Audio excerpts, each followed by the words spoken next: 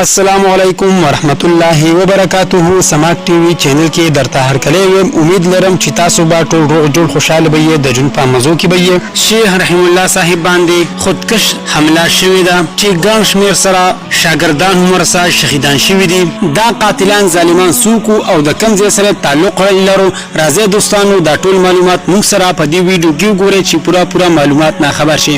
کو تاسو موږ سره په دې ویډیو کې نو یې مهرباني وکړئ زموږ دا چینل ما در سره سبسکرایب کړئ، خو کې وسه غنټه نشانه وه چې هر یو معلوماتي ویډیو درته ملاويږي. دوستانو الله تعالی دې په مسلمانانو باندې خپل فضل او کرم وکړي.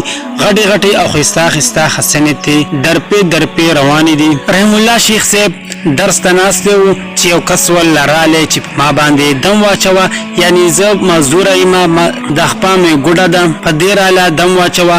خو ظالم انسان په خپل کې بارود راوړو چې کې ډېرې اوسپنې چریوي او نور داسې خطرناک آلات پکې وو چې څنګه ورته خپاخ کارا کړه. نو دې ظالم سم دسخه بټن اواله چې خپل هم پکې لاړې مردار شو شیخ صاحب رحمت الله علیه او د شاګردان هم پکې شهیدان شول. الله تعالی دې مغفرت نصیب کړي او کورالو ته دې الله تعالی د زړه صبر ورکړي. عزتمندو دې ظالم کسره سلور کسان هم ورسره وو چې موټر کې راغلي وو او د مخکې نه ځان تر برابر کړو، د قاریانو پاجامه کې ځان ساس کړو او مدرسې ته را دننه شي وو چې سلور کسان طالبانو گرفتار کړي دي او د تفتیش د لپاره جیل ته بوتلي دي.